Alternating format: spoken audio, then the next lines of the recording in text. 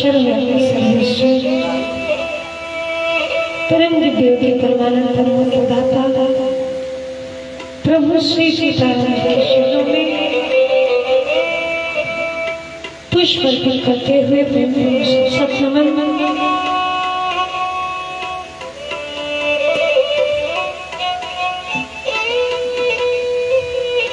आत्मा परमात्मा की अमोलक वाणी थी हृदय रंजन भगवान श्री श्री श्रीनंदन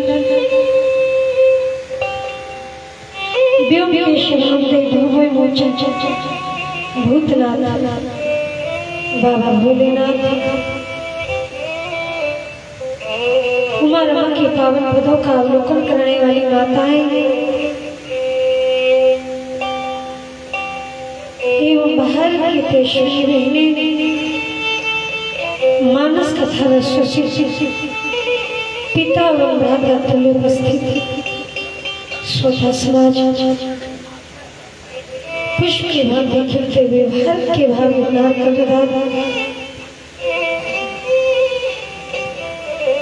छोटे छोटे नन्हे मुन्ने वाले गोपाल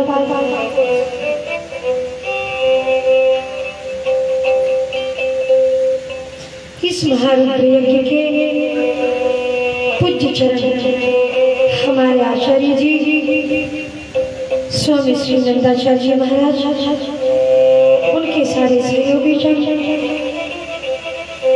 और भी समिति के अध्यक्ष उपाध्यक्ष कोषाध्यक्ष शिष्ट विशिष्ट समस्त वरिष्ठ पदाधिकारीगण एवं महाराज जी से और आप सबों से जिन्होंने हमें जोड़ने का प्रयास किया परम आदरणीय भैया हमारे श्री सुदर्शन साहू जी तेलिखामी हमारे साथ कथा में संगीत के माध्यम से अपने साथ से सजाने वाले तबले पर विराजमान परम आदरणीय भैया श्री मुकेश कुमार मिश्रा जी वायलिन पर परम आदरणीय हमारे भैया श्री दुर्गा शंकर जी आइए दो बार भगवत नाम कल किसने देखा इसलिए इस महत्वपूर्ण समय को खोना नहीं चाहिए। दो बार भगवान का नाम उसके बाद सीधी कथा क्योंकि एक कवि ने लिखा है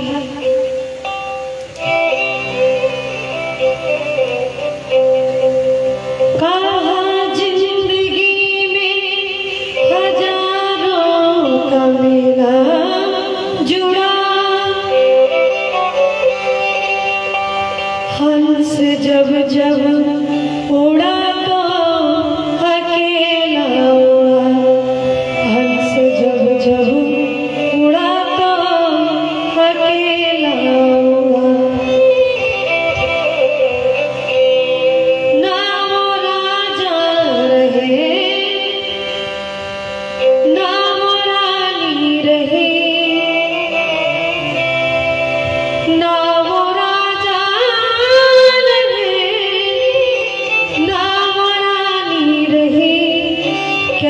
सुनने को बस एक कहानी रही। अंत में लखपति को न ढेला जुड़ा, हंस जब जब उड़ा तो अकेला उड़ा, हंस जब जब उड़ा तो अकेला उड़ा।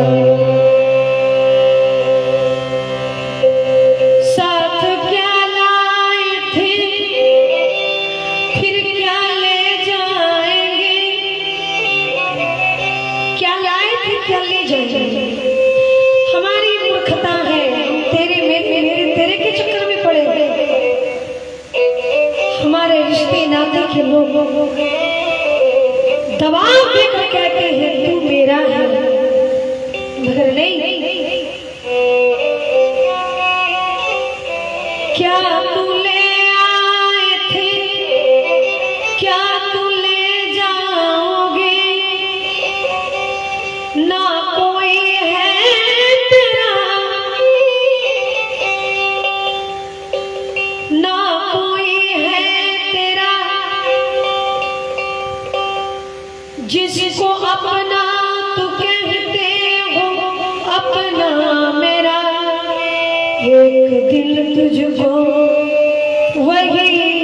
जला जाएंगे, एक दिन तुझको वही जला जाएंगे।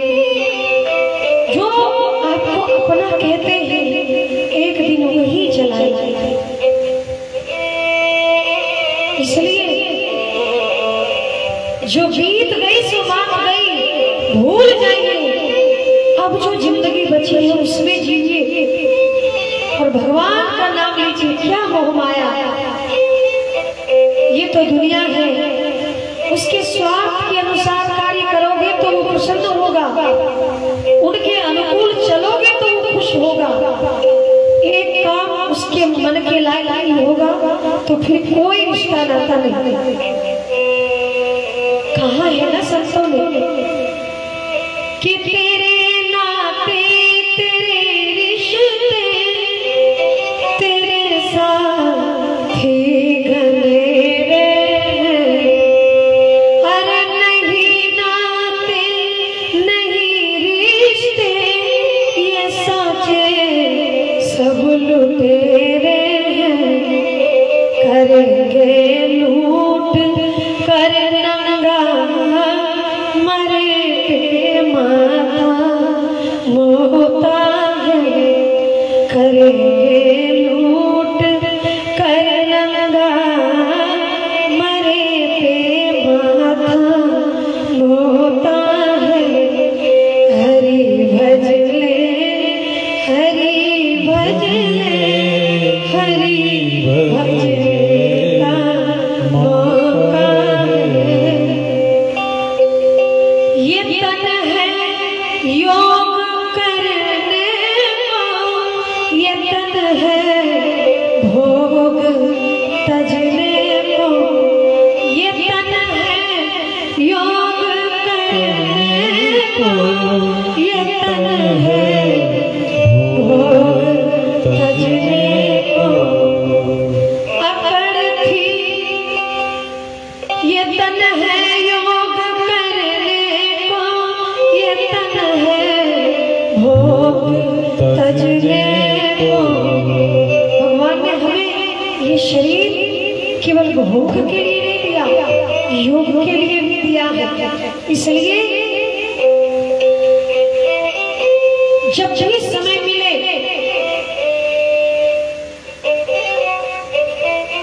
इस मान सरोवर को परमात्मा के चरणों में लगाइए, भगवान की भक्ति कीजिए। अकड़ने का नहीं बंदे रटन करने का मौका है।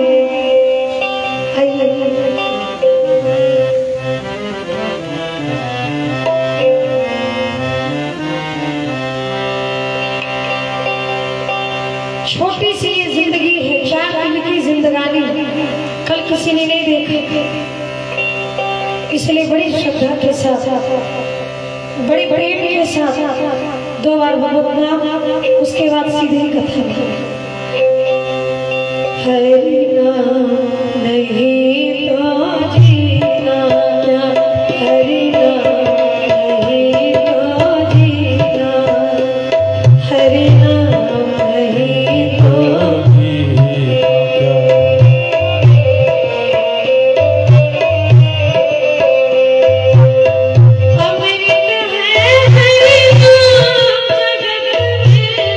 अमृत है हरि नाम जगत में, अमृत है हरि नाम जगत में, अमृत है हरि नाम जगत में। छोड़ विषय किस पीना क्या, हरि नाम नहीं को जीना क्या, हरि नाम नहीं को जीना क्या।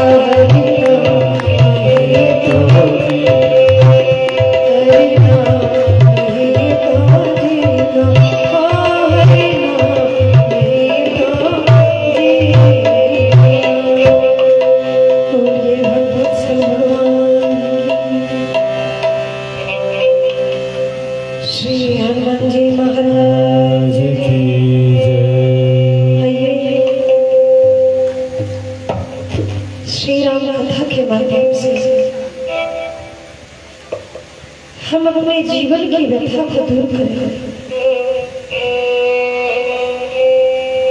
बाबा तुलसी से पूछा, बाबा आपने जिस ग्रंथ की रचना की उसका नाम क्या है? लोगों ने कहा रामायण। बाबा तुलसी से पूछा, उन्होंने कहा नहीं, हमने जिस ग्रंथ की रचना की उसका नाम रामायण नहीं है। कहा फिर? तो गोस्वामी जी ने कहा देखो, हमने जिस ग्रंथ की रचना की उसका नाम है राम चरित मानस। यही नाम राम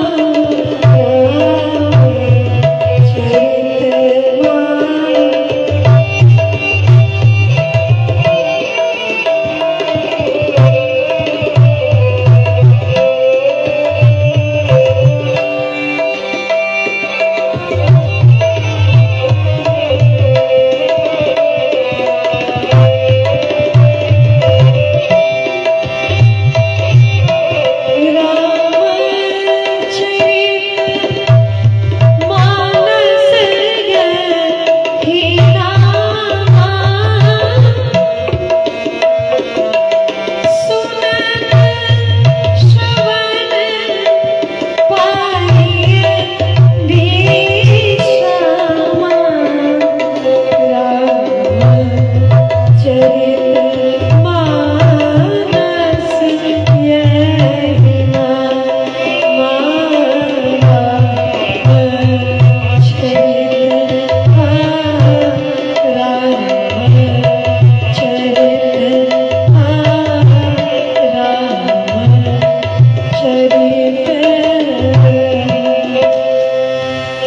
रामचरितमानस यही नाम।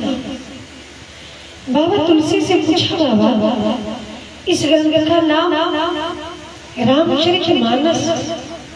कहा बाबा तुलसी कहना क्या चाहते हैं? देख गोस्वामी जी ये बताना चाहते हैं कि दुनिया वालों,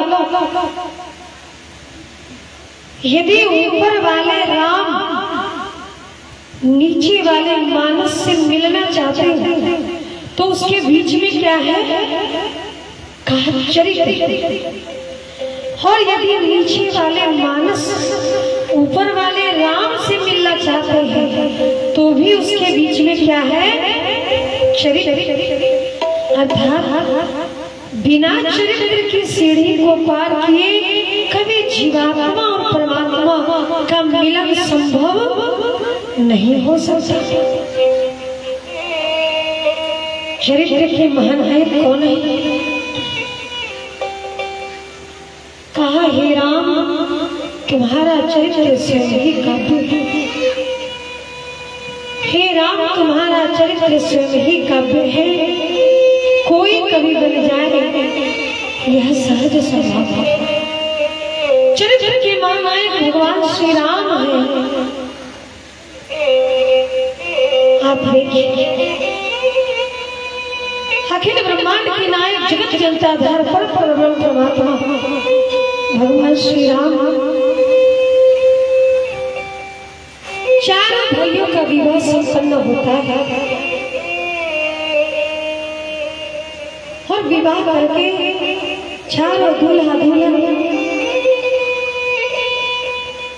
मिथिला से अयोध्या आते हैं।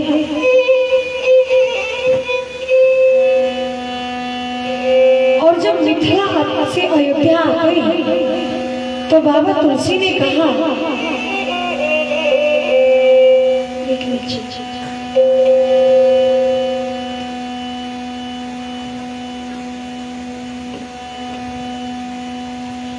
बोलिए भगवत्सल भगवान की जय।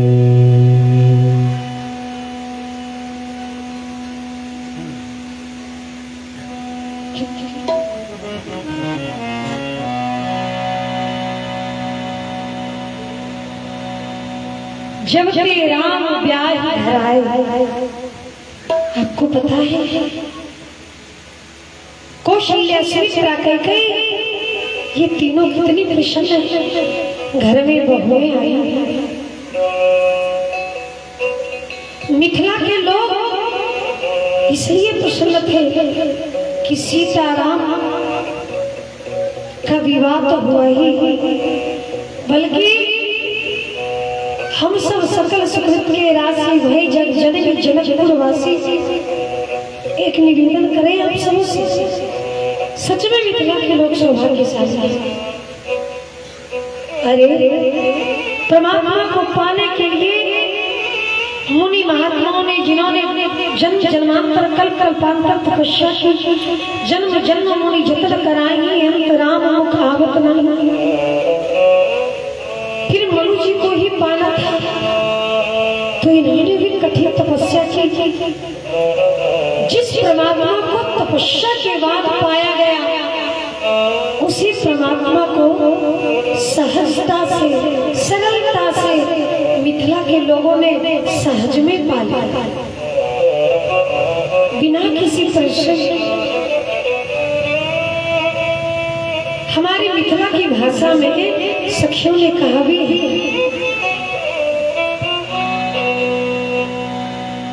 कि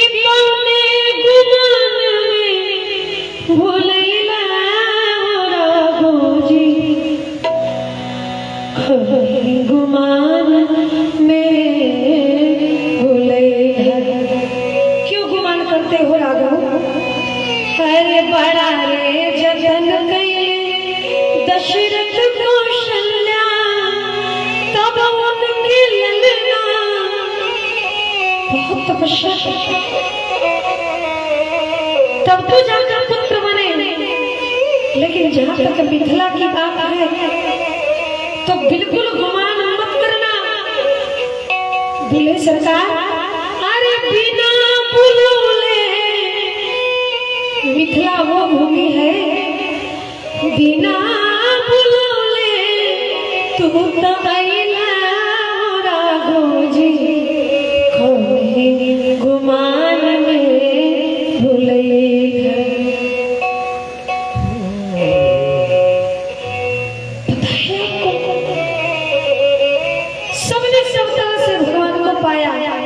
जैसे कहा बांधा था द्रौपदी ने तुझे तार तार में, बांधा था द्रौपदी ने तुझे। एक एक शब्द में गौर कीजिएगा, ये भजन नहीं है। बांधा था द्रौपदी ने तुझे तार तार में, बांधा था द्रौपदी ने तुझे तार में है, द्रौपदी ने तुझे तार तार में है, द्रौपदी ने तुझे तार तार में। कहा खूब जान तुझको बांध लिया, खूब जान तुझको बांध लिया, पुष्पहार में खूब जान तुझको बांध लिया, पुष्पहार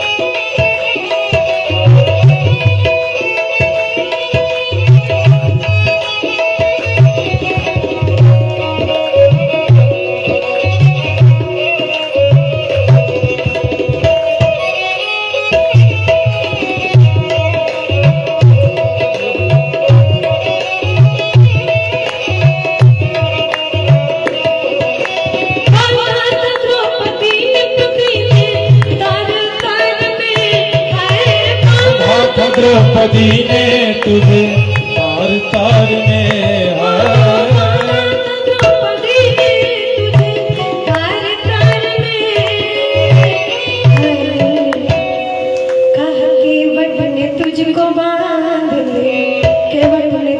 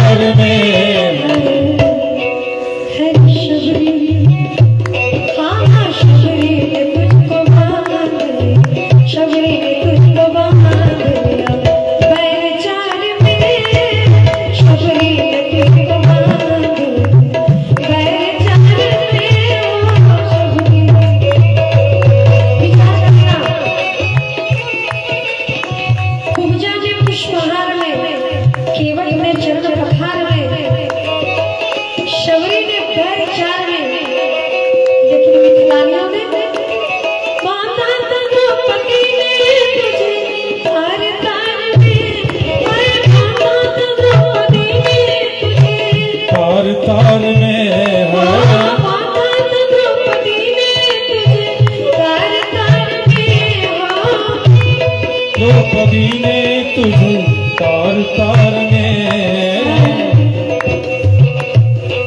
हर मिथिला नियम बांध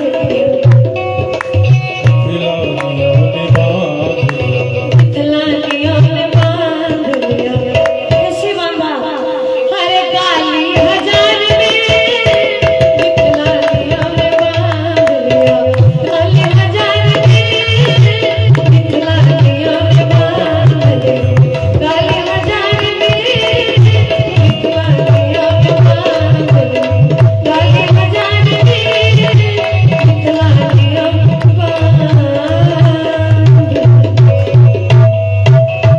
अरे जिसने गाली देकर भगवान को पाया हो वो है मिथिला की पावन भूमि।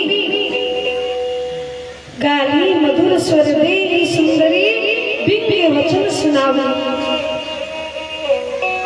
ये सौभाग्य तो अयोध्या वासियों को भी नहीं मिला, लेकिन आज चारों दूल्हा दुल्हन मिथिला से विदाई करके अयोध्या पहुंचे। सिय रघुवीर विवाह जे सप्रेम गावे सुनई तिन कहु सदा उछा मंगलायतन राम जस।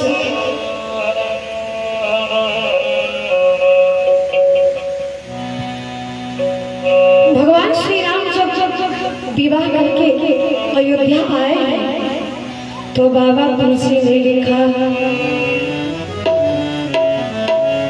कहा जब तेरा एक नीचे जैसे जब तेरा ब्याह घर आए नित नाम मंगल मोद बधाए। जब तेरा ब्याही घर आए नित नाम मंगल मोद बढ़ाए।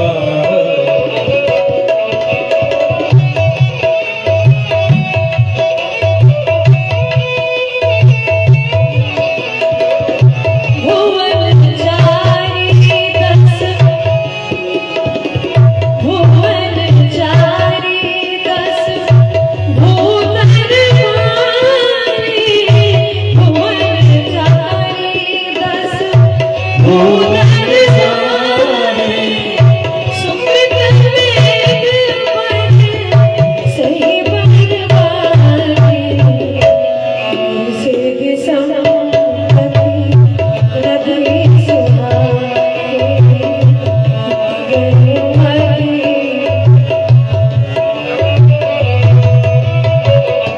जब ते राम ब्याह घर आए नित्य नव मंगल मोद बधाए। आप देखिए राम की जब विवाह करके आते हैं ना चार चार बहुओं को पाकर आज माताएं फूली नहीं समा रही हैं। सिया जी बड़ी सुकुमार है, ये तो सबको पता है।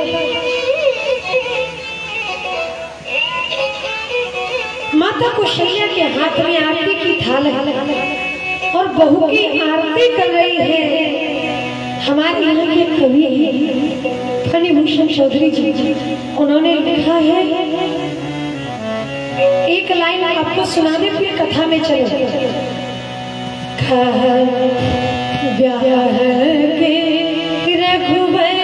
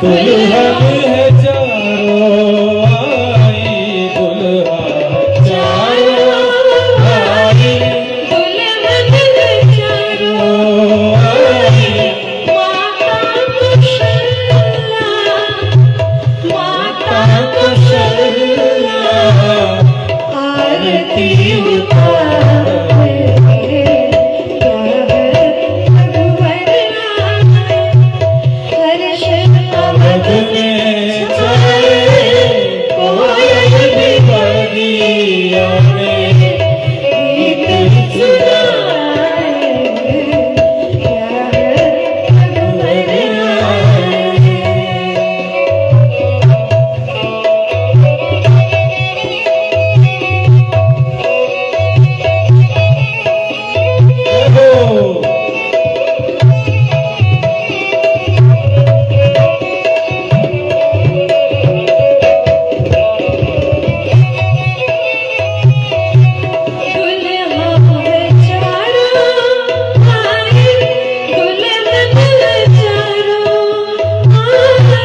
दुल्हा है चारों भाई,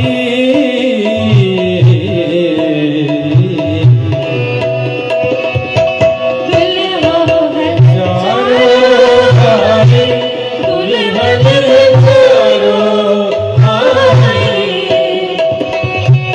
माता कुशला,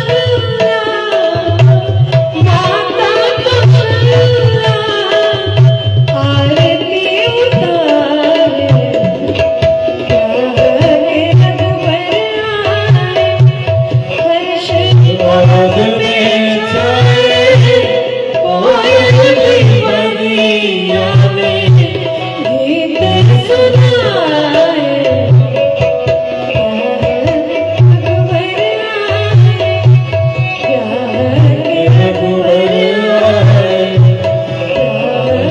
रघुवर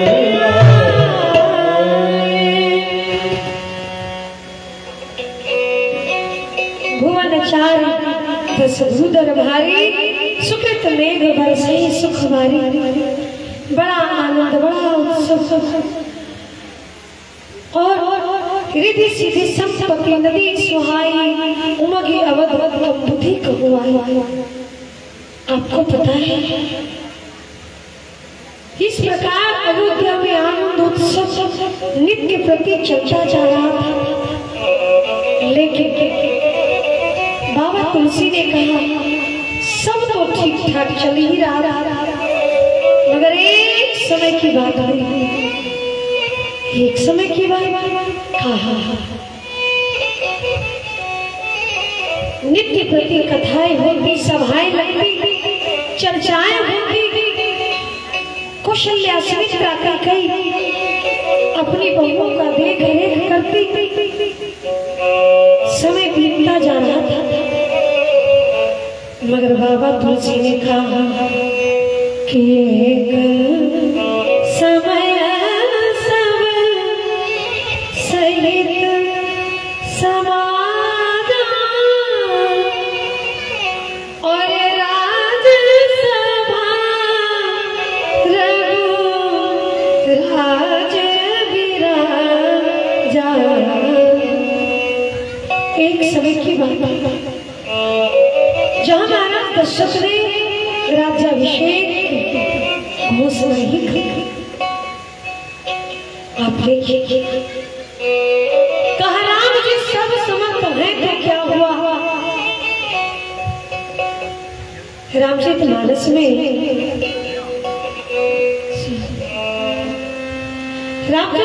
में बाबा तुलसी ने दो चीजों की बड़ी प्रशंसा की।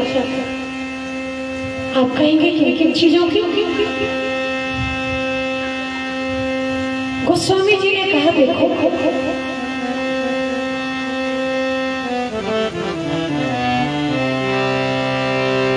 कहा धन्य स्वदेश जहाँ सुर सारी और धन्य नारीपति व्रत अनुसारी धन्य स्वदेश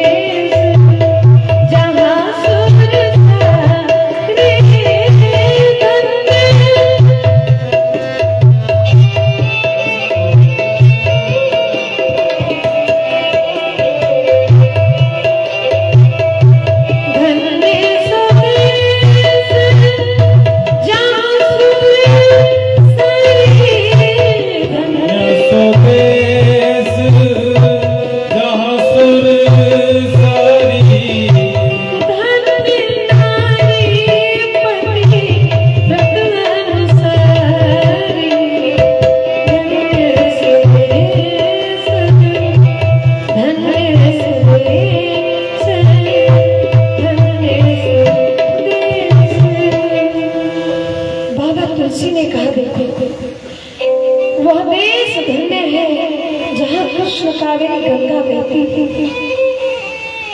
और वह नारी धन्य है जो पतिव्रता है। पता है विवाह के बाद आनंद उत्सव तो चल ही रहा था अयोध्या में।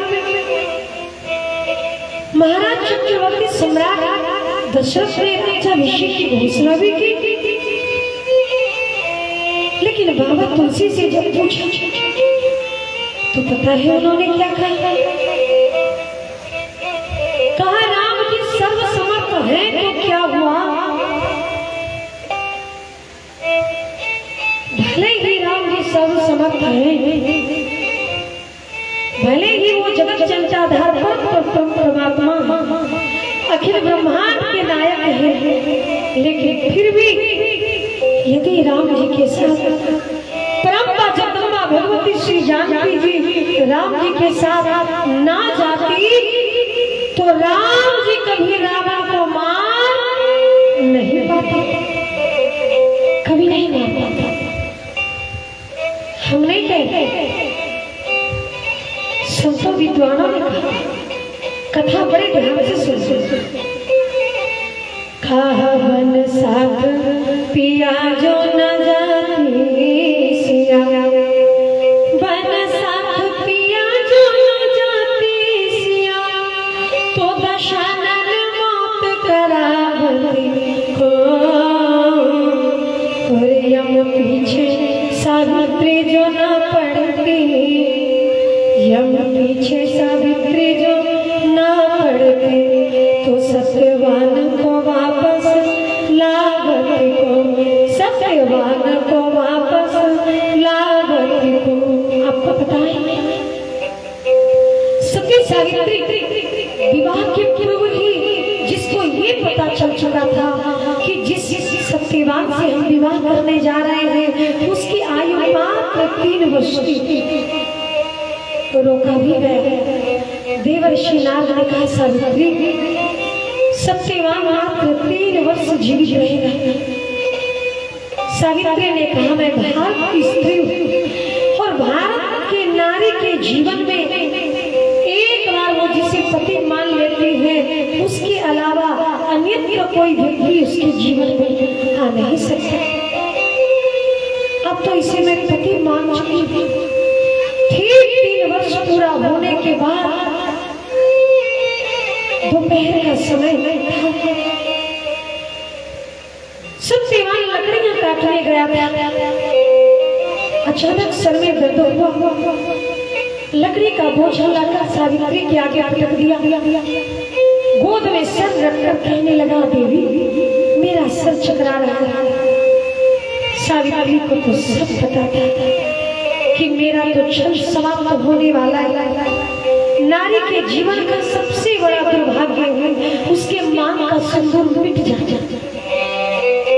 संसार का सबसे बड़ा दुर्भाग्य जिसके मांग का सिंदूर ही मिट जाए उसके लिए क्या बाकी रहता है संसार से। सावित्री ने जब पीछे पलट कर देखा तो यमराज, सावित्री घबराई नहीं, यमराज आए सत्यवान के प्राण चक्षु को लेकर जाने लगे। आगे आगे यमराज, पीछे पीछे सावित्री चलते चलते धर्मशास्त्र की चर्चाएं होने लगी। सूर्यास्त होने वाला था। यमराज ने कहा बेटी पहली बार कोई स्त्री पति के मरने के बाद आंसू ना बहाकर यमराज के साथ उनके साथ शास्त्रार्थ करती हुई आगे जा रही है। बेटी अब तो सूर्यास्त हो जाएगा और फिर किसी इंसान को हमारे धाम में जीवित जाने का अधिकार नहीं। इस शरीर से तू वापस चली जाएगी। मैं तेरी पति भक्ति से प्रसन्न हूँ बेटी, तू कुछ वरदान मांग ले। सावित्री ने कहा बाबा यदि देना चाहते हो तो हमारे माता पिता को संतान नहीं, उन्हें 5 वीर पुत्र की प्राप्ति हो। यमराज ने कहा बेटी मैंने दे दिया और कुछ मांग लो। सावित्री की आंखों से गंगा जमुना की तरह आंसू बहने लगे। क्या मांगू मैं? सावित्री ने कहा बाबा यदि देना चाहते हो तो हमारे सास ससुर नेत्रहीन है, उन्हें नेत्र की प्राप्ति हो। कहा बेटी मैंने वो भी दे दिया, और कुछ मांग लो। कहा बाबा यदि देना चाहते हो तो हमारे सास ससुर को राज्य से निकाल दिया गया है, शीघ्र ही उसे राज्य की प्राप्ति का वो भी दे दिया। सावित्री ने कहा बाबा अब मैं चलूं? यमराज ने कहा बेटी हाँ तू जा। एक कदम सावित्री ने बढ़ाया था, यमराज ने कहा बेटी रुक जा, तूने अपने लिए तो कुछ मांगा ही नहीं,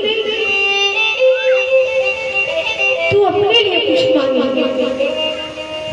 सावित्री रो पड़ी, मैं अपने लिए क्या मांगू? सावित्री ने कहा बाबा मैंने जो मांग लिया मिलेगा? कहा यदि देना चाहते हो तो जाने से पहले हमें वरदान दो कि हमें 5 वीर पुत्र की प्राप्ति हो। यमराज ने कहा था। सावित्री ने कहा बाबा मैं अब चलूं? कहा बेटी लेकिन जाने से पहले एक प्रश्न का उत्तर तो दे दो बाबा। कहा क्या? का मेरे सुहाग को लेकर चले जा रहे हो, और जिसका सुहाग ही ना हो उसे पुत्र की प्राप्ति कैसे हो सकती है? यमराज ने उसी सावित्री के मस्तक पे हाथ रखा और आशीर्वाद दे दिया, जा बेटी मैं तेरे सुहाग को वापस कर रहा हूँ। सत्यवान को 1000 वर्ष की आयु में प्रदान करता हूँ, तेरा सुहाग अमर। भारत की नारी इतनी साधारण नहीं है। एक कवि ने लिखा है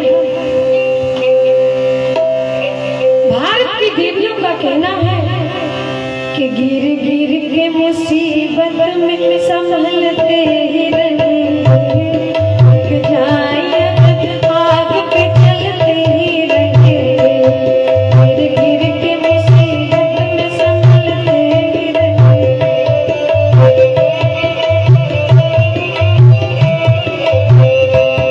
गम जिसने दिए, गम जिसने दिए वही गम दूर करेगा, गम जिसने दिए है वही गम दूर करेगा। दुनिया में हमारे जीना ही पड़ेगा, जीवन है अगर तो पीना ही पड़ेगा। दुनिया में हमारे जीना ही पड़ेगा, जीवन है अगर पीना ही पड़ेगा।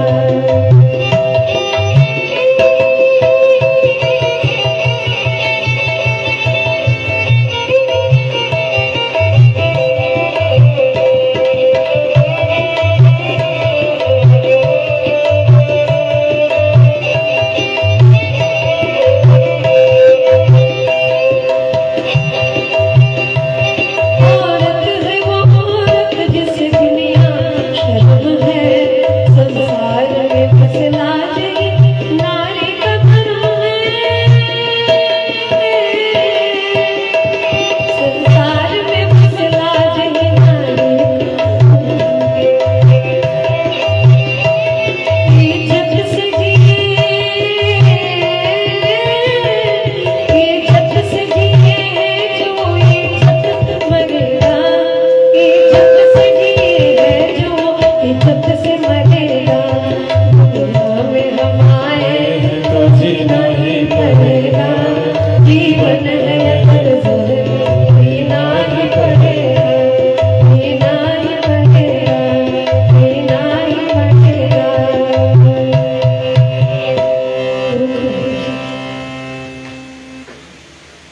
बोल राजा रामचंद्र की जय, लखन से रामचंद्र की जय। आज इस राम कथा कार्यक्रम में हमारे नगर निगम बिलासपुर के प्रथम नागरिक श्रीमान राम शरण यादव जी महापौर आए हुए हैं। हम उनका हार्दिक हार्दिक स्वागत एवं अभिनंदन करते हैं। सर्वप्रथम श्रीमान राम शरण यादव जी से निवेदन कि कथावाचिका सुश्री श्री राम शरण यादव जी से निवेदन कि सर्वप्रथम भगवान मर्यादा पुरुषोत्तम रामचंद्र जी की प्रतिमा पर माल्यार्पण करें। बोल राजा रामचंद्र की जय, लखन सिया रामचंद्र की जय।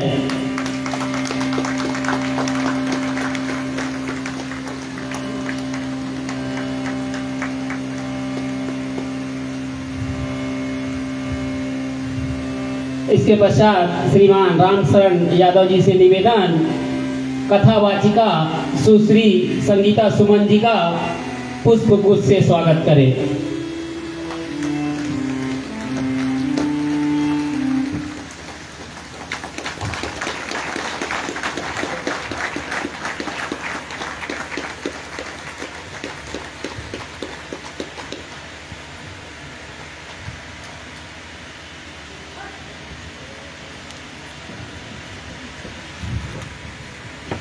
बोल राजा रामचंद्र की जय, लखन सिया रामचंद्र की जय। श्रीमान रामफल यादव जी से निवेदन कि हमारे महापौर श्रीमान राम शरण यादव जी का पुष्पहार से स्वागत करें। बोल राजा रामचंद्र की जय, लखन सिया रामचंद्र की जय।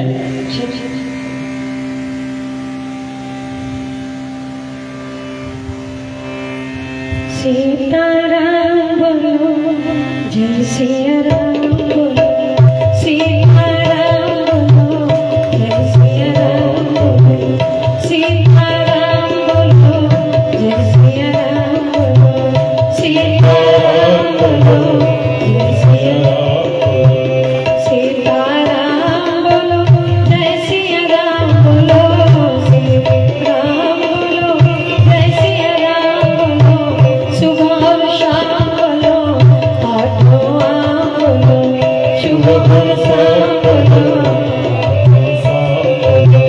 सीताराम बोलो, जय सिया राम बोलो, सीताराम जय सिया राम बोलो, जय सिया राम बोलो, जय सिया राम बोलो। कहा बन साथ पिया जो जाती सिया, तो दशानन मौत करावत को, अरे हम पीछे सावित्री जो ना पड़ती, तो सत्यवान को वापस लावत को, सत्यवान को वापस लावत को। देव बोलिए भगवत्सल भगवान की।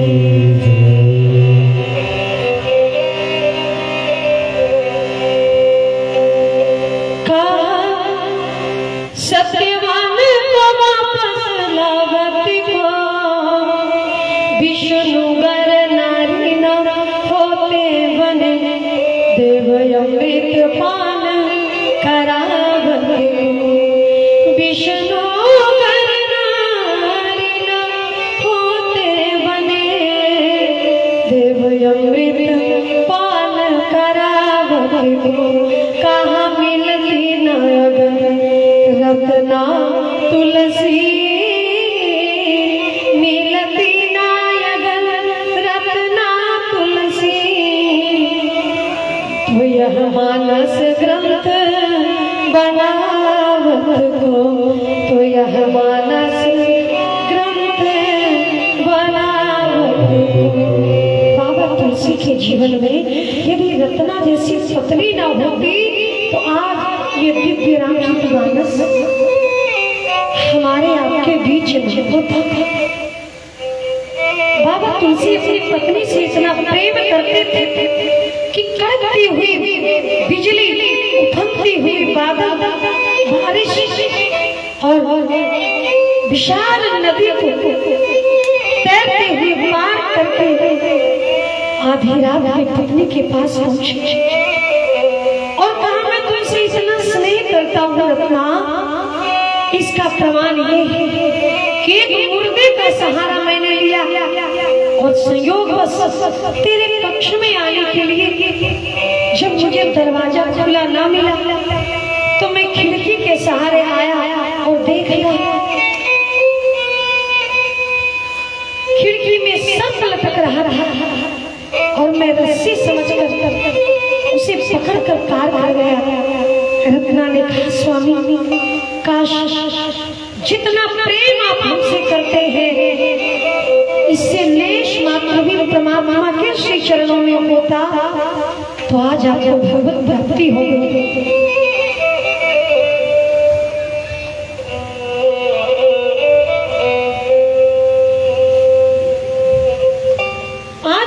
सीता यदि राम जी के साथ नहीं होती ना तो राम जी कभी रावण को मार नहीं पाते। राम जी ने तो माता कैकेयी आशीर्वाद ले लिया, उनकी वाणी को स्वीकार कर लिया। पूरी अयोध्या में नगारा बजा कि राम राजा बनेंगे। कैकेयी ने वरदान मांग लिया, तापस वेश विशेष उदासी 14 वर्ष राम वनवासी। लोग कहते हैं कि सच में कैकेयी राम जी से प्रेम नहीं करती होगी, इसीलिए तो राम के लिए 14 वर्ष वनवास मांगा। लेकिन तात्विक दृष्टि से देखा जाए तो विचार कीजिए ना, कैकेयी को मिला क्या? अरे कौशल्या का तो तब भी दुनिया के सामने प्रेम बना ही रहा, लेकिन जिस कैकेयी को कलंकिनी पापनी कुल टाटा कर दुनिया वालों ने पुकारा, जिस कैकेयी ने दुनिया वालों की परवाह नहीं की और वो किया जो राम जी चाहते थे। राम जी का जो वनगमन है ना वो किसी और की इच्छा नहीं बल्कि रामेच्छा है। राम जी अपनी इच्छा से जंगल गए हैं। कौन कहता है कि राम जी को जंगल जाने का कोई दुख था और फिर राजा अभिषेक की प्रसन्नता? नहीं महाराज, बाबा तुलसी ने कहा प्रसन्नतायान गताभिषेक तस्थत नामले वनवास ना तो राजा अभिषेक की बातें सुनकर प्रसन्न हुए और ना ही जंगल जाने की बात सुनकर दुखी हुए।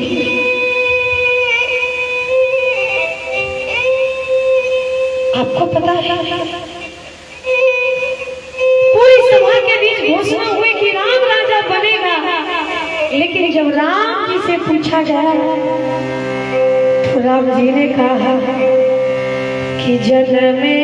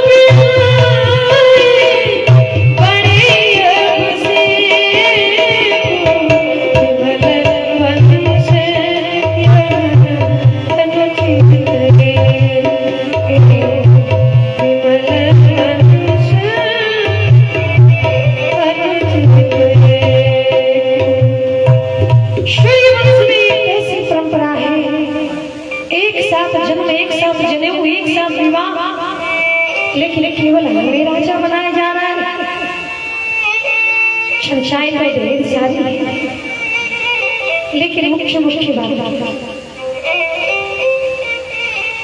बंधु बिहाई बढ़े अभिषेक को ये कैसे हो सकता है? राम जी को भरत जी की याद आने लगी। काश मेरा भरत होता था, काश मैं एक बार भरत को देख लेता। पूरी रात राम जी यही विचार करते रहते।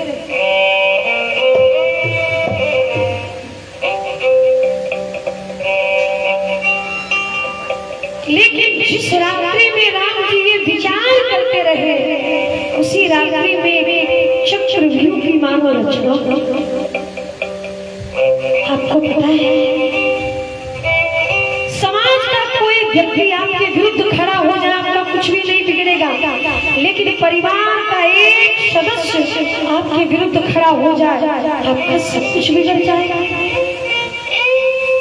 पूरे अयोध्या के नारियों की सुमति थी कि राम राजा बने। सबकी सुमति, सबकी सहमति ये हुई कि राम राजा बने। सकल सुगंध मूर्ति नर नामु राम सुजस सुनियति ही ऊंचा। राजा दशरथ ने निर्णय ले लिया,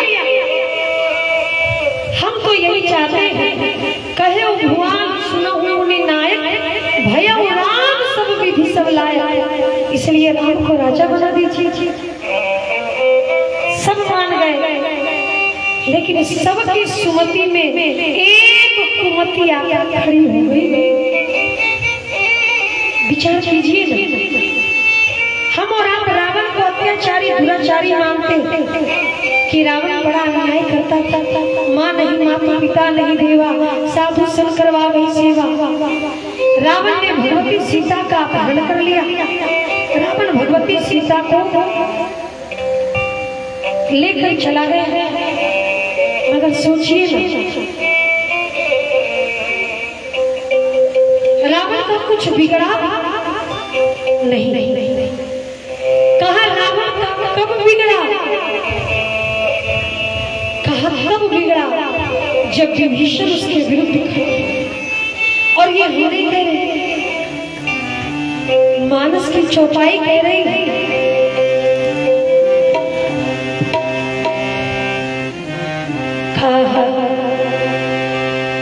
रावण जब ही विभीषण त्यागा, रावण जब विभीषण त्यागा, विभीषण त्यागा,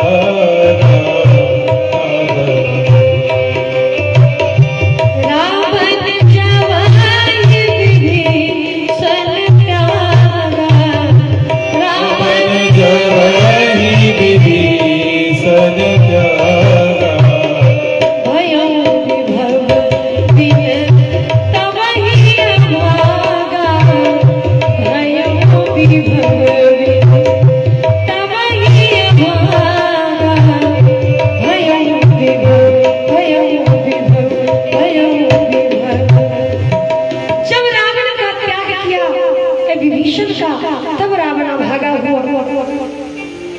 काली कुमति कैकेयी केरी, कैकेयी खड़ी हो गई और कैकेयी ने वरदान मांग लिया, महाराज क्योंकि कैकेयी की गुरु कौन बनी? कहा मंत्रा। एक बात जीवन में नोट कर लीजिएगा, कायरों की संगति, कपटी की संगति कोयले के समान होती है। कोयले को आप हाथ लगाओगे तो हाथ काला होगा, चाहे आप लाख प्रयास करें।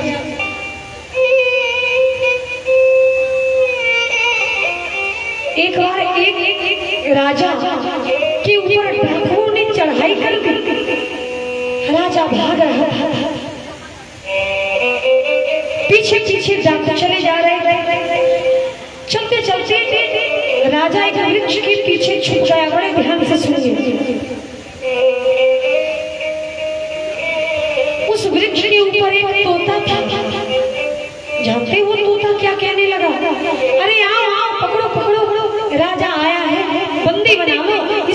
खजाने को लूट लो। राजा ने कहा अरे ये पक्षी भी। राजा वहां से भागे, भागते भागते जब राजा और आगे भागा तो वहां भी एक तोता एक वृक्ष के नीचे जब राजा जाकर छुपा तो राजा से तोते ने कहा आइए आइए राजा साहब, स्वागत है आपका मेरे आश्रम में। राजा को बड़ा आश्चर्य हुआ कि तोता ये भी है, तोता वो भी था। उस महात्मा से पूछा महात्मा तोता ये भी है, तोता वो भी था, बताइए ना दोनों में अंतर क्या है। महात्मा ने कहा राजा ये संगति का प्रभाव है। वो तोता डाकू लुटेरे कायर व्यक्ति के साथ रहता है, इसलिए उस तोते की बुद्धि भी अच्छी नहीं है, इसलिए उनके मन में भी छल प्रपंच भरा हुआ, सिर्फ दूसरों की बुराई करना, दूसरों के लिए बुरा सोचना। और ये तोता साधु के संगति में है, इसलिए इसने हमसे भी पहले आपका सम्मान। उसी अयोध्या में कौशल्या रहती थी, उसी अयोध्या में कैकेयी सुमित्रा सारी प्रजा रहती थी। विचार कीजिए ना, किसी के मन में ऐसा विचार नहीं आया, लेकिन कैकेयी कैसे पलट गई? इसलिए कि कैकेयी ने मंथरा की बातें मान ली, कैकेयी मंथरा की बातों में आ गई।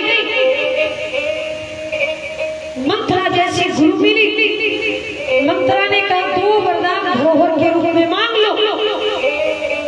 कैकेयी को ये पता था कि जो मैं मांगने जा रही हूँ उससे सिर्फ मेरे परिवार का विनाश होगा, मगर ये जानते हुए भी कैकेयी ने बात विचार नहीं किया और मांग ही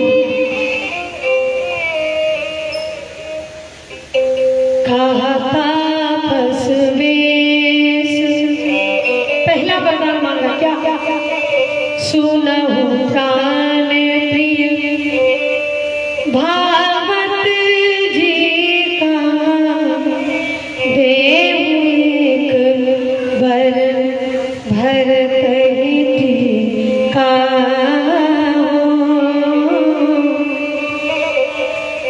मेरे भरपूर सिंहासन और मांगो दूसर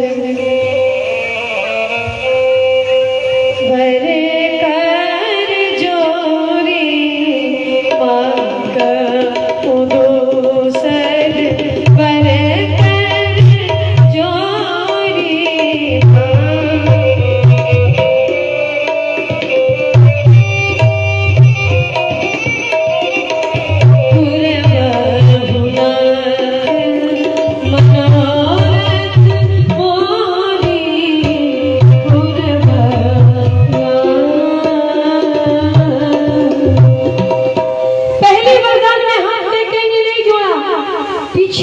दूसरे वरदान में मानो कैकेयी ये बताना चाहती है कि महाराज हम जो आपसे मांगने जा रहे हैं ना वो साधारण चीज नहीं है।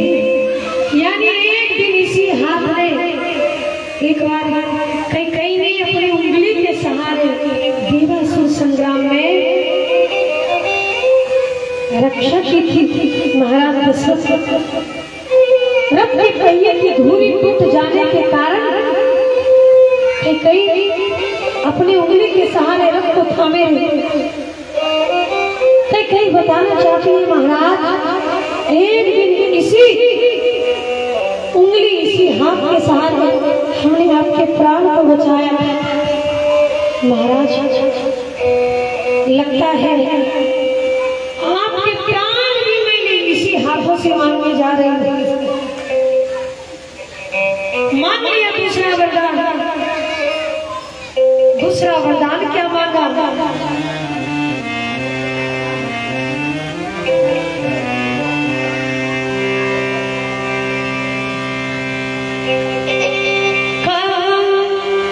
तापस वेश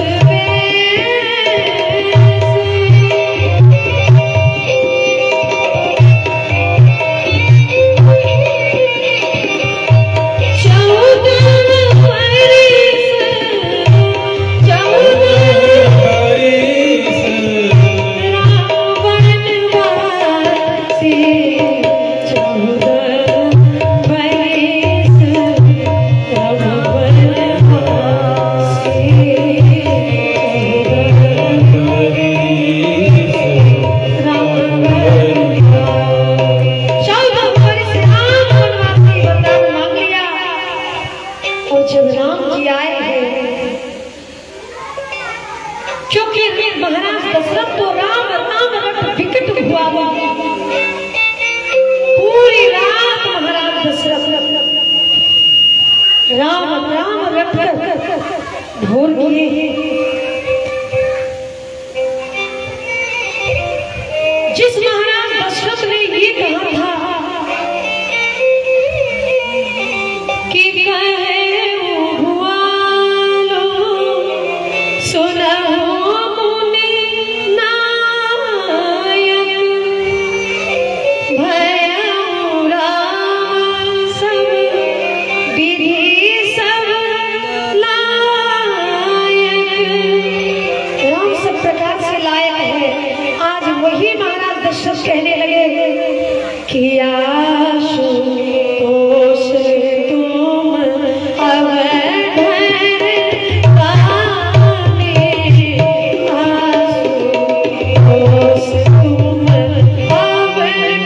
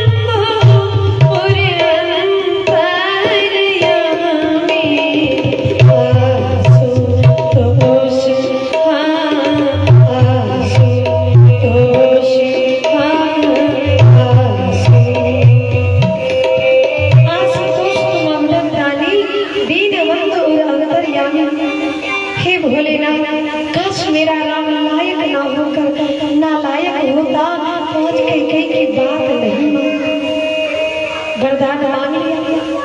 पूरे अयोध्या में बात फैल गई। भगवान श्री राम माता कौशल्या के पास पहुंचे। कौशल्या मैया से और राम जी से दोनों में संवाद होने लगे। पीछे थोड़ा शोर हो रहा है, बच्चों को सुनाओ। आप देखिए कौशल्या मैया के चरणों में जाकर राम जी बैठे। कौशल्या मैया अपने कुल देवता का पूजन कर रही थी। श्री राम जी को जब देखा, आधी धोती पहने, आधी धोती तन पे लपेटे,